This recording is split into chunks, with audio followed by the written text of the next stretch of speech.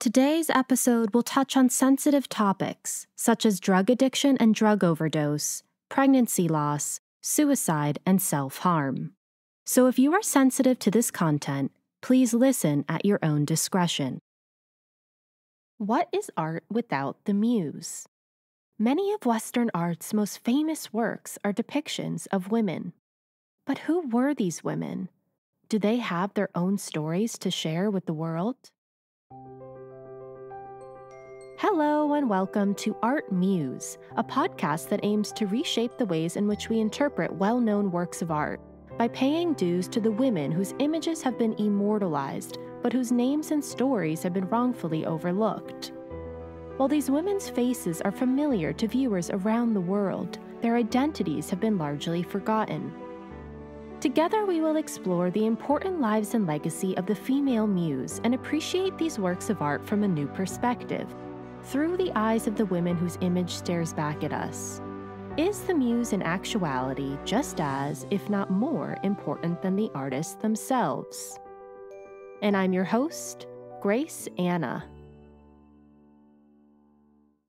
We know what we are, but we know not what we may be. These famous words are spoken by Ophelia in Act 4, Scene 5 of Shakespeare's Hamlet.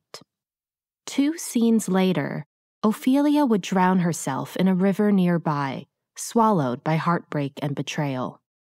The most famous depiction of Shakespeare's fallen heroine is, of course, Sir John Everett Millais' Ophelia. We see Ophelia, moments after her last breath, floating in a river of flowers and moss. It has become one of the world's most renowned paintings, a reminder of the fragility of life, a shared moment of grief that we all feel as we look into Ophelia's lifeless eyes. Much like Ophelia, who upon speaking these famous lines did not foresee her soon-to-be tragic ending, the model in Millais' rendition of Shakespeare's fallen heroine would not have known of her own devastating end, and of the legend that her life would one day become. Listeners, today I introduce you to Elizabeth Siddall, the real-life Ophelia, a 19th century English artist, poet, model, and the heart and soul of the Pre Raphaelite Brotherhood. Her life story has been lost in a muddle of myth and fantasy. It's hard to differentiate between the legend of Elizabeth Siddall and the real Elizabeth Siddall. Few females of her time have sparked as much popular imagination. She has been the subject of novels, films, television programs, and urban legends passed down for over a century. She is eroticized and romanticized as a beautiful and tragic figure who, like Ophelia, met her end far too early, a damsel in distress who cannot be saved from her own destruction. She is often discussed in relation to the Pre Raphaelite Brotherhood as the face of the movement and the wife of the group's core member, Gabriel Dante Rossetti. The story so often places Elizabeth Siddall in a subordinate position, as a wondrous creature, yes, they literally use the word creature, that the group one day discovered, as the victim of a decade-long tumultuous love affair with Rossetti, and as a fragile and delicate woman whose health was often in a precarious state. But what is so wrongfully left out of the story is that Elizabeth Siddall was an artist and poet in her own right, who produced over 100 original works. That she was the only woman to exhibit her work alongside the Pre Raphaelite Brotherhood, and whose work was so impressive that it was acquired by an American collector. And despite having no formal education in the arts, she secured her own patron, who proclaimed her an artistic genius. In today's episode, I aim to honor Elizabeth Siddall as the woman she knew herself to be, not the mythologized version that has kept her glory in the shadows for far too long. So let's begin. Elizabeth Eleanor Siddall was born on July 25, 1829. She was named after her mother, Elizabeth Eleanor Evans, who was of Welsh origins. On her father's side, she came from a long line of craftsmen. Her grandfather was a scissor maker, and her father, Charles Siddall, ran a cutlery business. Though her father was not wealthy, the Siddall family could be traced back to an aristocratic lineage from Derbyshire. Because of this, Charles was convinced that he was the rightful heir to 70 acres of farmland and spent much of his time trying to prove his claim. He squandered the majority of the family's earnings on a continued lawsuit, which he never won.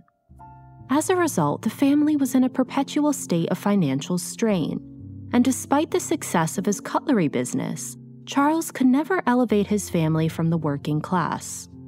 While in a far from favorable financial situation, Elizabeth's family was not nearly as poor as many accounts make them out to be. Her exaggerated humble beginnings is one of many fictions that we will debunk that previously served to weaken Elizabeth's image. Elizabeth grew up in a thriving working-class community, quite an upgrade from some of London's roughest areas. She was taught prim manners like how to eat and conduct herself in public, which was of utmost importance in Victorian England. While we do not have a record of how Elizabeth was educated, she was taught how to read and write, presumably by her parents. From an early age, Elizabeth showed a special interest in drawing and painting. And as legend goes, after discovering a Tennessee poem on a scrap of newspaper, Elizabeth developed a particular love for poetry. Sadly, her poetry and artwork do not exist from this time, but her early passion for the arts left an indelible impression that would continue to fuel her for the rest of her life. While the family's strained finances meant that Elizabeth and her 7 siblings had to find work as soon as they could, it may have also been her eye for aesthetics that led Elizabeth to working at a millinery shop.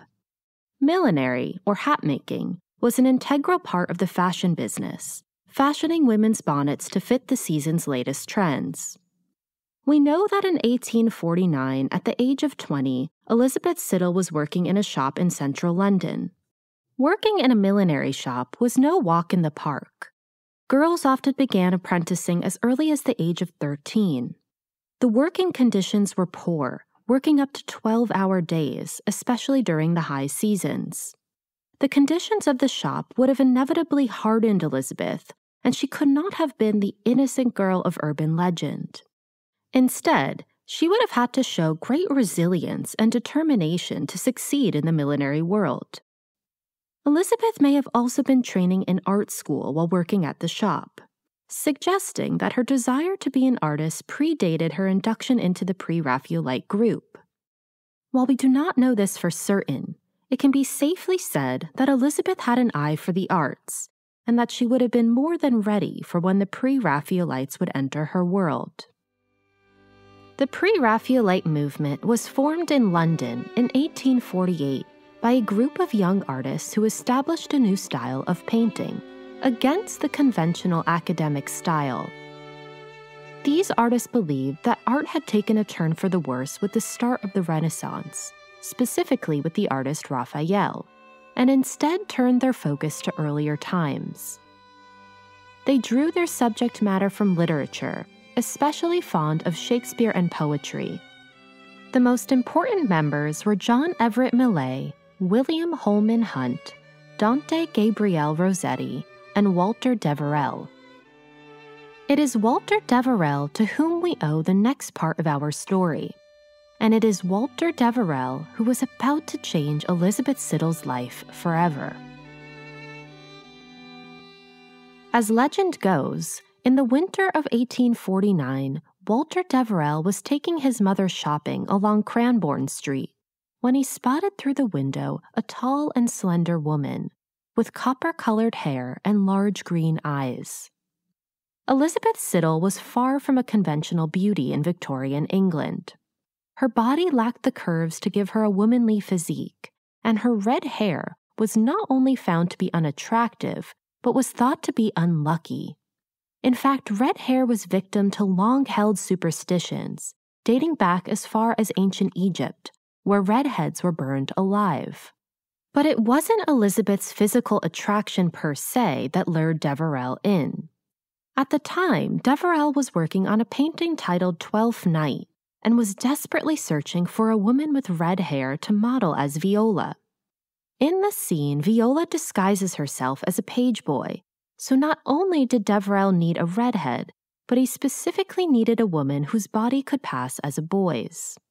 And as Deverell spotted Elizabeth Siddall in the hat shop, he knew his prayers had at last been answered. Most versions of this tale usually claim it was Deverell's mother who first approached Elizabeth, since it would have been inappropriate for Deverell to approach her directly. As modeling was often linked to prostitution, these stories credit Deverell's mother with convincing Elizabeth, and eventually Elizabeth's mother, that her honor would remain intact. The language often robs Elizabeth of her own agency. She is referred to as a, quote, damsel that was, quote, discovered, a passive participant in one of the most important decisions of her life. She is often misidentified as a young girl of 16, as a way to make her seem more helpless, when in fact she was over 20, and actually a bit older than some of the members of the Pre Raphaelite Brotherhood. Instead, we should consider that Elizabeth Siddall likely made an informed and empowered decision to pursue modeling when the opportunity presented itself to her. By sitting for an artist, she could earn more than double than she did at the millinery shop, for a job that was incrementally less physically taxing. And for someone with a propensity for creativity herself, the chance to work with artists must have seemed especially appealing. More recently, it has been suggested that Elizabeth showed her watercolors and drawings to the director of London's School of Design, who was none other than Walter Deverell's father, and that this was actually how Elizabeth met Deverell. While we cannot say for sure, she certainly was no damsel, but rather a woman getting her first foot through the door of her artistic career. And so the first painting Elizabeth Siddall modeled for is Walter Deverell's Twelfth Night. Elizabeth poses as Viola, garbed in a brightly colored page's dress and tights. Her copper hair is pulled back. She leans forward as she looks to the character of Orsino, whom Deverell painted as himself. On the other side is the jester Festi, modeled by Gabriel Dante Rossetti. This figure was already painted prior to Elizabeth, and she would not have known that this jester would one day become her greatest source of love and despair. Walter Deverell quickly notified the other members of the Pre Raphaelite Brotherhood about Elizabeth. Holman Hunt recalled Deverell exclaiming, "You fellows can't tell what a stupendously beautiful creature I have found. By Jove, she is like a queen, magnificently tall, with a lovely figure, a stately neck, and a face of the most delicate and finished modeling. Tomorrow she is coming again. You two should come down and see her. She really is a wonder."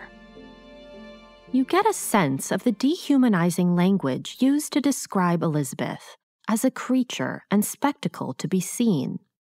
You can also get a sense of why the other members of the Pre Raphaelite Brotherhood began clamoring for Elizabeth to model for them. And so Elizabeth quickly became the movement's most desired model.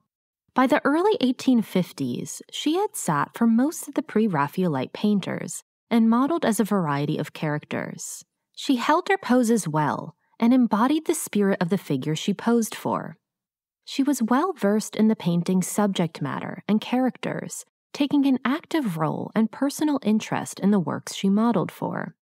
And her talent was paying off. While she kept a part-time job at the millinery shop for security, she was earning double her usual rates modeling. Elizabeth was successfully turning modeling into a career. And more than the monetary gain, modeling was a new and exciting experience. As Elizabeth recalled, quote, "It was being in a new world to be with them, and a new and exciting world it was."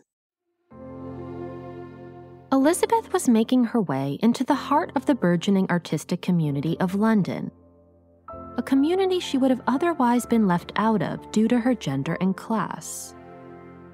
Was it the artist using Elizabeth as a model? Or was it really Elizabeth using the artist to carve a pathway towards a new life and artistic career? And it was at this exciting point that Elizabeth Siddall modeled for John Everett Millais in his now famous Ophelia. Millais captured the moment that Ophelia, rejected by Hamlet and now mourning the death of her father, drowns herself in a river. It is a tragic painting of a life lost too soon, and of the ephemeral nature of youth. It's not just Millais' impeccable artistry, but also Elizabeth Siddall's presence that makes the painting as powerful as it is. Elizabeth was 23 years old when she posed as Ophelia. Millais' painting would become inarguably the most famous depiction of Elizabeth, and perhaps the best-known work to come out of the Pre Raphaelite Brotherhood at large. Contemporaries noted that Ophelia was the most realistic representation of Elizabeth out of all the works she sat for. Elizabeth Siddall posed as Ophelia in a large bath filled with water, which was heated by lamps underneath. At one point, many hours into the session, the lamps went out. Unnoticed by Millais, who was deep in concentration, Elizabeth remained in the bath for several more hours while the water turned frigid. Elizabeth, not wanting to move and disrupt his artistic process, never notified Millais. The incident resulted in Elizabeth becoming severely ill, and while Elizabeth herself never complained, her father became furious that Millais had been so negligent and compromised her health. He threatened to sue Millais, but was eventually calmed down when Millais covered Elizabeth's medical bills. Though in the end Elizabeth recovered, the story accentuates her deep commitment, sacrificing her own health and in some ways her own life for the sake of art. And it is this commitment that gives the painting an eerie lifelikeness to it. The paleness of Ophelia's skin and lifelessness of her body become one with Elizabeth's own frozen body. What was Elizabeth thinking about as she laid still in the bath for so many hours on end? Soon after Elizabeth agreed to model as Ophelia, her elder brother Charles unexpectedly passed away. We can only imagine the anguish that Elizabeth was experiencing, and that this is what occupied her mind. She may have been consumed with thoughts of stolen youth and of the inexplicable cruelty of life, whispering Charles's name as she kept her body motionless. It is this sense of personal grief that we feel as we look into Ophelia's perished eyes. Ophelia's pain is Elizabeth's pain, her grief Elizabeth's grief, her loss Elizabeth's loss. As we will see, Elizabeth Siddall and Ophelia's connection did not end with the completion of the painting, but Ophelia's story would mysteriously foreshadow Elizabeth's own untimely end, just 9 years later. Elizabeth could not have known at the time just how intertwined her own life would become with Shakespeare's fallen heroine. It was during this same pivotal time in Elizabeth's life that she and the Pre Raphaelite member Gabriel Dante Rossetti began to develop a romantic relationship. Their relationship was one of passion, but also one of frequent upheaval, what today we would call twin flames. It was the type of relationship that when things were good, they were amazing, and when things were rocky, they were utterly devastating. The drastic ups and downs of their relationship may have been due to Elizabeth and Rossetti's mutual tendency towards depression, mood swings, and addiction. The pair began to refer to themselves as Guggums, and Rossetti not only gave Elizabeth the nickname Lizzie, but convinced her to change the spelling of her last name to what he believed was a more sophisticated spelling. The nickname and name change was testament to Rossetti's controlling nature and his attempt to improve Elizabeth to his liking. Unfortunately, it is this spelling that most scholars still use, as well as the pet name Lizzie, a continued disservice to Elizabeth's integrity. As creatives, Elizabeth and Rossetti had a more mutually beneficial relationship. Once Rossetti started to paint Elizabeth, he quickly found that he could not stop. Rossetti's sister, Christina, once wrote, "One face looks out from all his canvases. A saint, an angel. Every canvas means the same one meaning, neither more, neither less. He feeds upon her face by day and night, and she with true kind eyes looks back on him." Rossetti drew and painted Elizabeth over 1,000 times in the span of their decade-long relationship.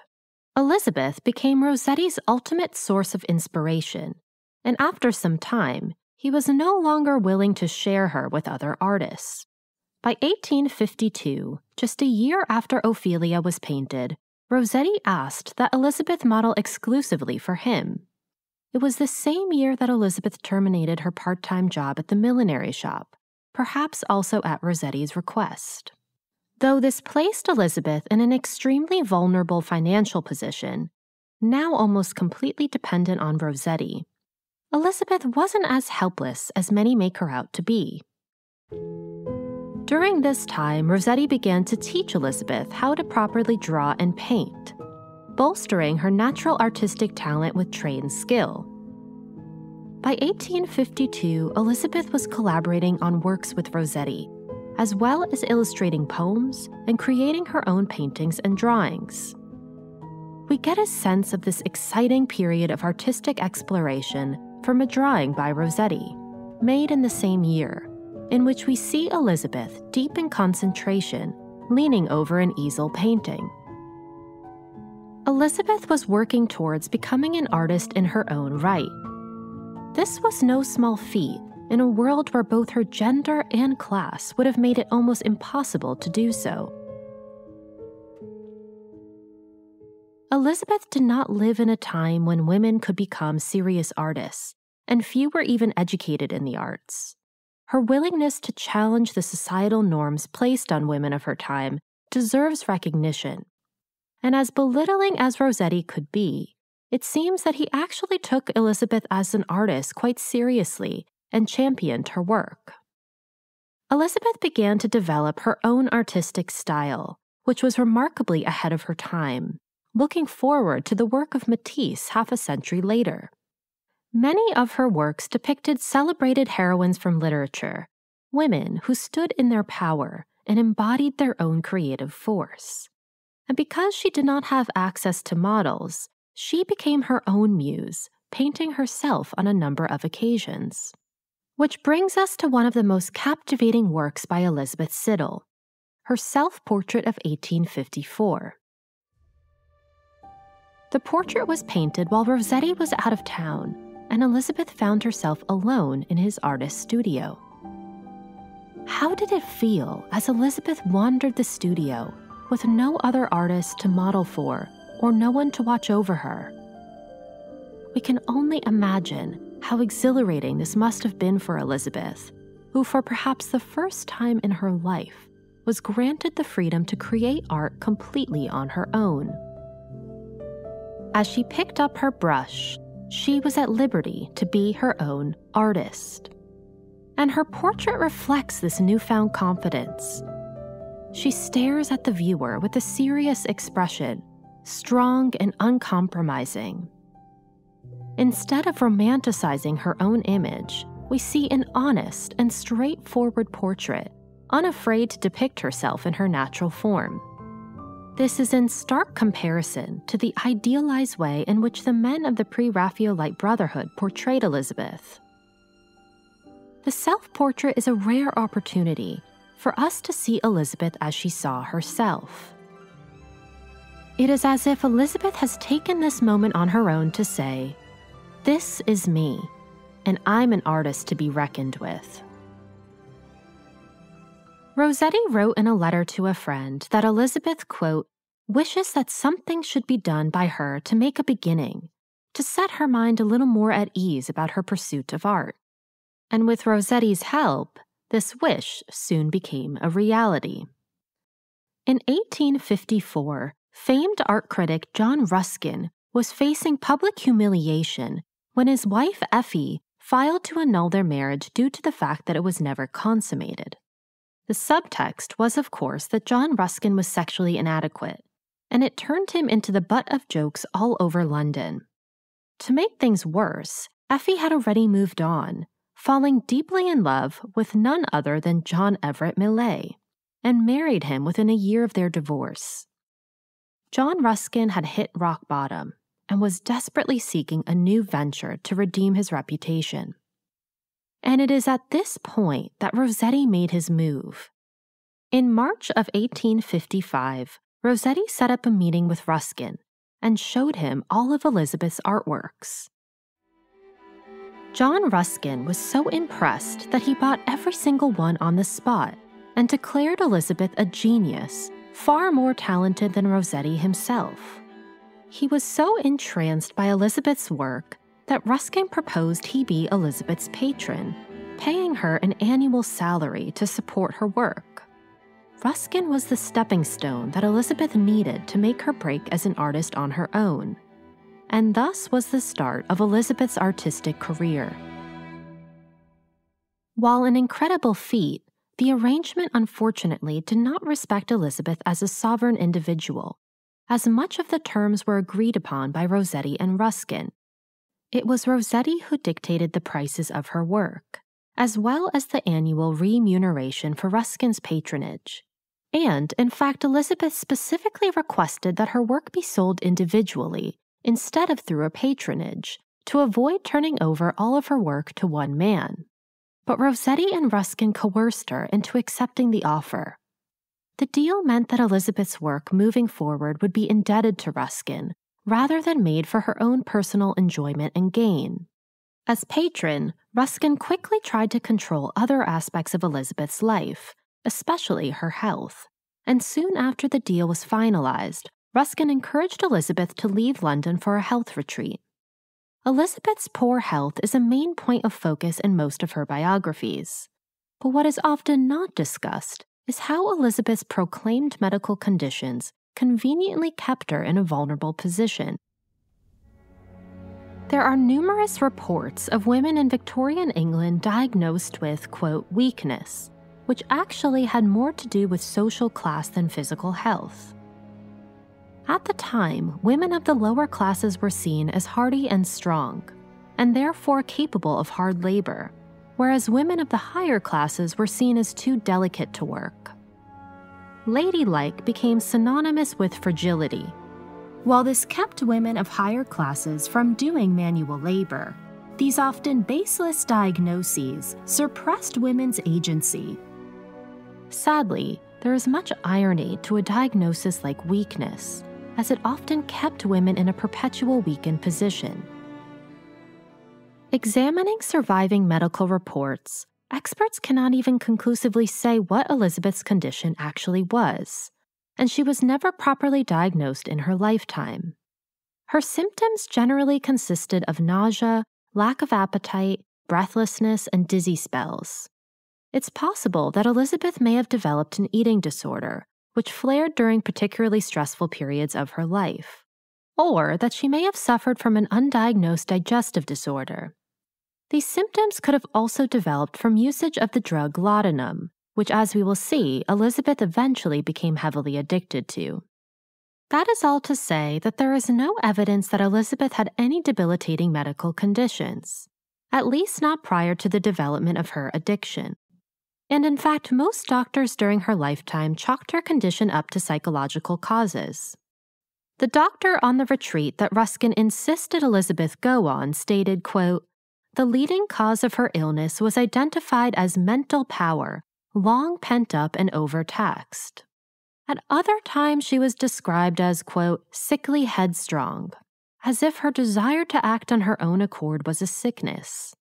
It almost seems that Rossetti and Ruskin continuously attributed Elizabeth's emotional distress to illness whenever it was convenient for them to do so, and that illness was quickly becoming one of the conditions of her allowance from Ruskin. Was Elizabeth actually weak, or was that imposed upon her to put her in a weak position? might the continued focus on Elizabeth's health have been a way to make her vulnerable and dependent upon the men grasping to control every aspect of her life? Or was her physical health self-inflicted, a psychological coping mechanism she turned to when she may have felt she had lost all control? Another major point of focus is Elizabeth's tormented relationship with Rossetti, specifically his refusal to marry her. Many scholars argue that withholding marriage was one of the many ways in which Rossetti mistreated Elizabeth. And that very well may be true. It is noteworthy that the couple was in a relationship for almost a decade before marrying, and there are some valid reasons as to why Rossetti may have been behind this. For one, Rossetti may have felt that his family would not approve of Elizabeth due to her lower-class origins. He didn't even introduce Elizabeth to his mother until 4 years into their relationship. But most of all, Rossetti was notorious for being unfaithful, having numerous affairs during the course of their relationship, and may have wanted to maintain a sense of freedom in his sexual endeavors. But instead of assuming Elizabeth was at the whim of Rossetti, it's worth considering that Elizabeth may have had her own reasons to remain unmarried. Women's values were undergoing a significant transformation in mid-19th century England, and in fact, Elizabeth was associated with some of the biggest feminist figures of the time. Remember that health retreat that Ruskin insisted Elizabeth go on? Well, she ended up going on it with Bessie Parks and Barbara Bodichon, who were some of the most prominent feminists of the time. In the same year as the retreat, Barbara Bodichon published her influential work, A Brief Summary in Plain Language of the Most Important Laws Concerning Women. And the following year, Bessie Parks gathered signatures to support the Married Women's Property Bill. This bill would ensure that married women, quote, would no longer pass from the state of freedom into the condition of a slave, by having to turn all of a woman's belongings, earnings, children, and even body over as her husband's property. Parks and Bodichon saw marriage as a form of licensed slavery. We can only imagine that in the weeks these three women spent together, they left an impression on Elizabeth, who not only likely signed their petition, but shared their same values. This is supported by a nickname that Rossetti at times called Elizabeth, Ida. Ida, a character from a Tennessee poem titled The Princess, is a heroine who rules over a feminist land, where women turn down marriage for the pursuit of art, science, and education. Is it possible that Elizabeth, for reasons of her own, may have wanted to remain unmarried, to preserve her sense of independence? If she were to marry Rossetti, she would have had to turn over her annual income from Ruskin, and she may have also turned over whatever remained of her personal freedom. Instead, may Elizabeth have preferred a relationship as lovers, two artists who could inspire each other's works. We see the same sense of personal integrity in other areas of Elizabeth's life. Despite the limiting conditions of her patronage, Elizabeth tried to make the most of her situation through little acts of rebellion. With her new money from Ruskin, the first thing Elizabeth bought was her own art material. We know despite efforts to stop her, Elizabeth dabbled in spiritualism and channeled the other side. As much as Ruskin and Rossetti tried to make Elizabeth more ladylike, she continued to wear clothes she herself made, flowing dresses instead of corsets, and she used her money to afford summer holidays, where she reportedly rode donkeys on the beach. In 1856, Ruskin once again insisted that Elizabeth leave London to improve her health, this time for the south of France. He pleaded that Elizabeth avoid Paris, which he worried may aggravate her condition. In an act of defiance, Elizabeth instead spent the next 6 weeks and every last penny she had on a Parisian adventure, during which time she was able to see herself in Millais' Ophelia, which was exhibited at the Exposition Universelle in Paris. The following year back in London, Elizabeth finally had her breakthrough moment as an artist. On May 25, 1857, Elizabeth exhibited her work in public for the first time. Her work was included in a Pre Raphaelite retrospective, the only woman to exhibit her work alongside the Brotherhood. She presented 3 watercolors, one of which was bought by a Harvard professor, making its way to America. This was a remarkable accomplishment, especially as women were rarely permitted to display their work to the public. Not only did Elizabeth exhibit her work alongside a group of male artists, but she managed to land her work in an international collection. How did Elizabeth feel to see her art side by side with the artist she began her career modeling for? How did it feel to be the only woman whose work was able to adorn the walls? We can only imagine how proud Elizabeth must have felt to finally show her artwork to the world. Soon after the success of the exhibition, Elizabeth decided to terminate her arrangement with Ruskin, giving up her annual allowance. Her departure from Ruskin was a major move towards independence and reveals the confidence she had in her ability to provide for herself. Using what she had saved, she traveled with her sister, eventually settling in Sheffield, where her father was born and many of her relatives still lived. Elizabeth spent time reconnecting with her father's family line.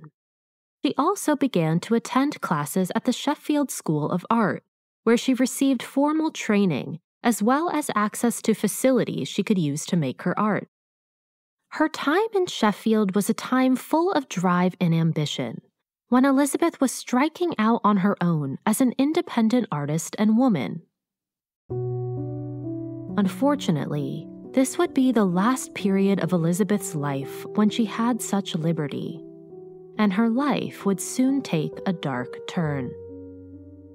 Upon her return to London, Elizabeth and Rossetti seem to have had a massive falling out, and while the details remain unclear, they took an almost 2-year break from each other. Whatever the circumstances were, Elizabeth was evidently very, very angry. We get the sense of Elizabeth's feelings towards Rossetti during this time from a poem titled Love and Hate that she wrote in 1858.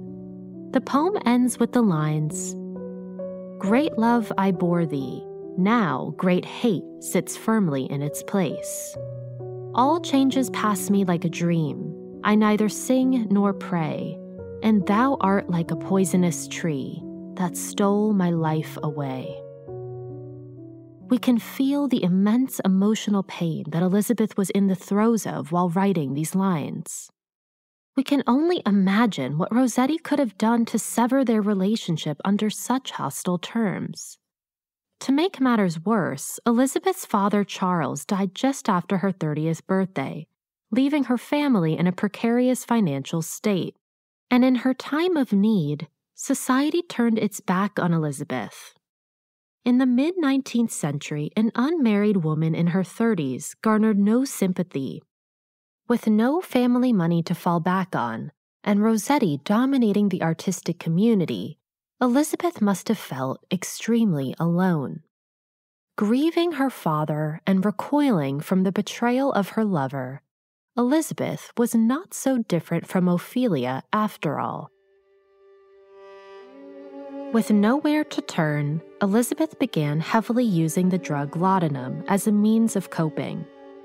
Laudanum was a mixture of opium with alcohol, and while it may be hard to believe today, it was widely available and often prescribed for a variety of symptoms. Laudanum was used to treat depression, headaches, menstrual pain, stomach issues, and it was even given to babies to soothe teething. While Elizabeth may have taken laudanum through her adult life, her usage and dependence on laudanum as a form of self-medication really ramped up during this time, and she began to experience the vicious cycle of addiction. In 1860, while on a health retreat in Hastings, Elizabeth fell gravely ill with what we can presume was an overdose of laudanum. She experienced severe vomiting, unable to keep anything down to sustain her, and became so weak that she could barely move. When her family became convinced that she was going to die, they pleaded with Rossetti to come and say his goodbyes to Elizabeth, who came at once despite their falling out. Perhaps eaten by guilt for the way he had treated Elizabeth, or convinced that she truly was dying, Rossetti promised to marry Elizabeth if she were to recover, regardless of the fact that he was having known affairs just before his arrival. And perhaps Elizabeth's dance with death shifted her perspective too, because in her weakened state she agreed. Rossetti began to plan a rushed wedding for May 11th, which would have been his 32nd birthday, but Elizabeth was too weak to stand. She eventually recovered enough to marry Rossetti on May 22nd at St. Clement's Church. No friends or family were present. Elizabeth was allegedly so weak that she had to be carried down the aisle. Elizabeth and Rossetti seemed to have a renewed commitment to each other. Elizabeth was well enough to honeymoon with Rossetti in France, where they spent time in Paris. The pair had a fun-filled time, and as legend goes, even befriended 2 stray dogs, which they took home with them. And for this short period of time, Elizabeth and Rossetti seemed to be genuinely happy. Upon their return to London, Elizabeth became pregnant with a baby girl. Despite her frail health, Elizabeth's pregnancy seemed surprisingly healthy. As time went on, Elizabeth must have become more and more confident that she and her baby would be okay. In the first 3 months when she experienced expected nausea, the doctors told her to take laudanum. Whether it was due to this or her general dependence on laudanum, in the last month of her pregnancy, Elizabeth sensed that something had gone terribly wrong. She no longer felt her baby girl moving inside of her. Given the time, there wasn't much a doctor could do to confirm the safety of a baby, and so Elizabeth had to wait until she gave a natural birth. What was Elizabeth feeling as she anxiously awaited her child's birth? Did she descend into despair, or did she remain hopeful that her baby might still be alive? Unfortunately, on May 2, 1861, Elizabeth gave birth to a stillborn child. Because her baby had died 3 weeks prior, poisons from the dead fetus began leaching into her system and caused ill side effects. But the physical repercussions were nothing in comparison to the psychological trauma that ensued. Elizabeth's mental health completely deteriorated. Friends visiting Elizabeth recalled her staring at the childless cradle in silence for hours. At other times, she cried with a wildness only a grieving mother could know. She completely stopped eating. Elizabeth became wholly immersed in her grief and would never recover from the pain of losing her child. Elizabeth turned more and more to laudanum to ease her grieving heart. Her behavior became erratic and showed signs of someone in the throes of serious addiction. Did Elizabeth know that the same drug soothing her was also what likely killed her child? Did it even matter anymore? On February 10, 1862, Elizabeth managed to go out to dinner with Rossetti and their friend. Rossetti noticed that she seemed particularly drowsy on their way to dinner, but was accustomed to Elizabeth taking laudanum before leaving the house. They had what seemed to be an enjoyable dinner and headed home around 8 p.m. Once Elizabeth got settled in bed, Rossetti left to work on his art and returned around 11:30 p.m.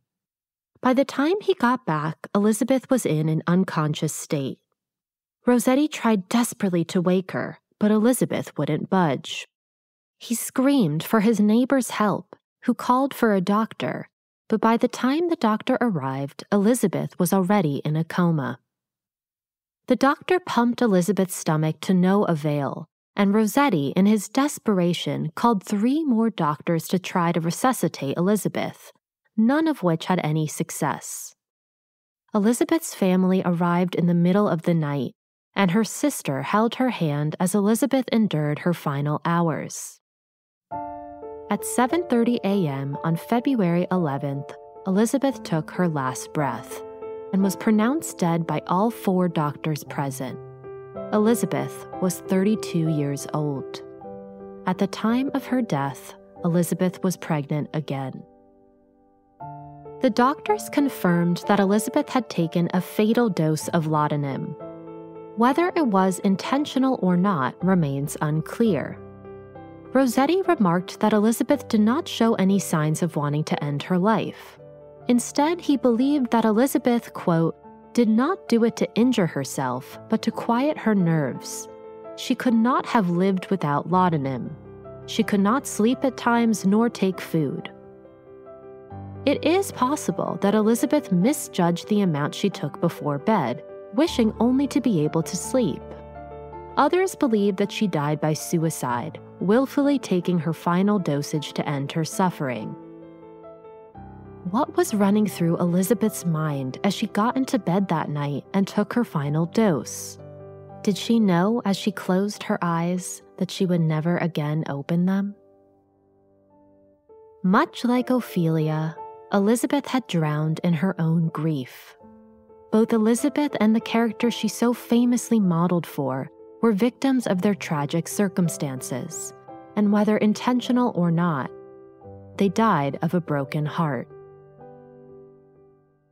Upon Rossetti's insistence, Elizabeth was buried in the Rossetti family grave in Highgate, away from her own family, despite the fact that Elizabeth never got along with the Rossettis. Just before her coffin closed, Rossetti famously placed a manuscript of his unpublished poems to lay rest with Elizabeth, claiming he would never again write poetry. Rossetti was allegedly haunted by the spirit of Elizabeth for years after her death. Unable to remain in the home they had shared, he moved around, but Elizabeth's ghost visited him every night, regardless of his location. While this may be true, it's also largely possible that Rossetti was experiencing crippling guilt for the way he had treated Elizabeth during her lifetime, for his inability to save her, or maybe because deep down he was thankful to be free of their relationship. A few years after her death, Rossetti made his esteemed portrait of Elizabeth titled Beata Beatrice. It is easily Rossetti's most revered work and most famous portrait of Elizabeth. Elizabeth is seated with her palms crossed. Eyes closed, she faces up towards heaven as an ethereal light washes over her. She is caught in a moment of surrender and bliss. Many believe that the painting is a portrait of Elizabeth in the moment of death. Others believe that Rossetti has portrayed Elizabeth as she experiences the effects of laudanum, perhaps an imaginative moment of her last few hours after taking her final dosage. This is supported by the inclusion of a white poppy flower above her wrist, which is of course used to make opium. While the portrait became a public statement on Rossetti's grief and deep respect for his late wife, his private actions painted a very different picture. Remember that collection of unpublished poems that Rossetti buried with Elizabeth? Yeah, well, 7 years after her death, Rossetti decided he wanted the poems back so that he could publish them. Rossetti secretly arranged for Elizabeth's coffin to be unearthed from the ground so that his poems could be retrieved. Too ashamed to go himself, Rossetti sent his agent to oversee the exhumation. As legend goes, his agent, upon opening Elizabeth's coffin, found her body to be perfectly preserved, and that her hair, still growing, had filled the entire coffin. While scientifically impossible, the story is one of many that lend to the now mythologized version of Elizabeth Siddall. Though she died in relative obscurity, by the 1880s the legend of Elizabeth Siddall had taken full force. In the decades that followed, there was a growing obsession over Elizabeth, and many male artists fantasized about her, including Oscar Wilde.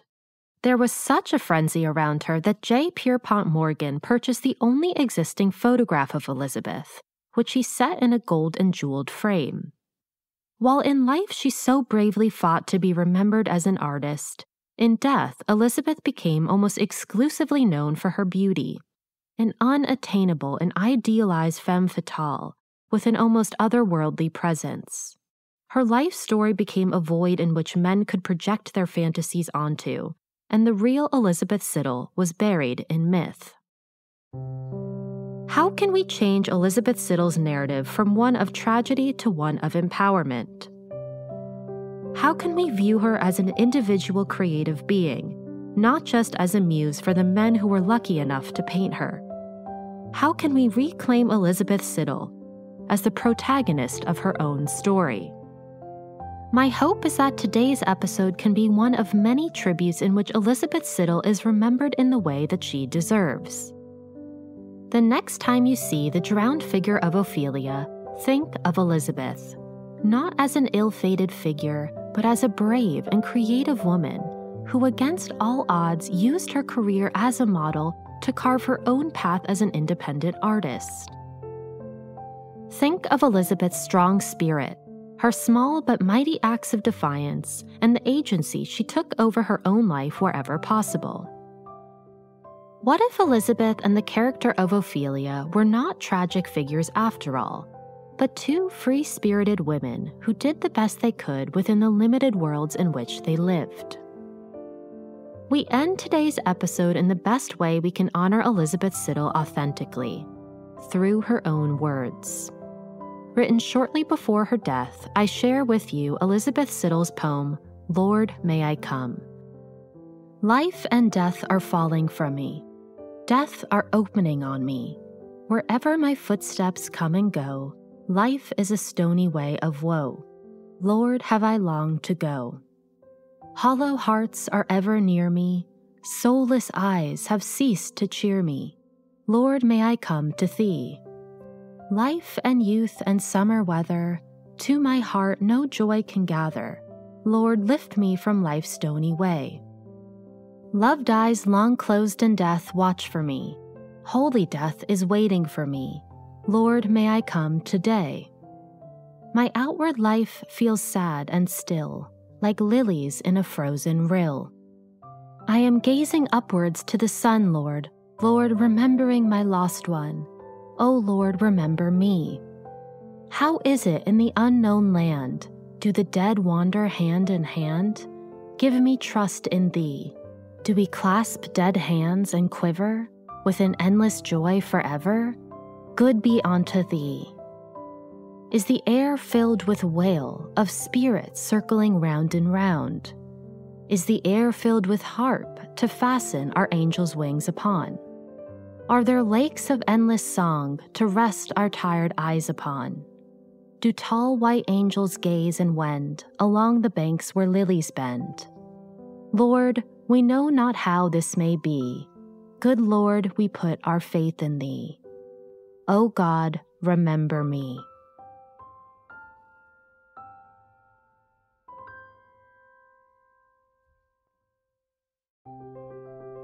I hope you enjoyed this episode on Elizabeth Siddall. I have included images, resources, and suggestions for further reading on the ArtMuse website and Instagram. ArtMuse is produced by Kula Production Company. Today's episode was written by me, your host, Grace Anna. Stay tuned as I continue to share the stories of the women behind some of the world's most important works of art. Until next time, bye for now.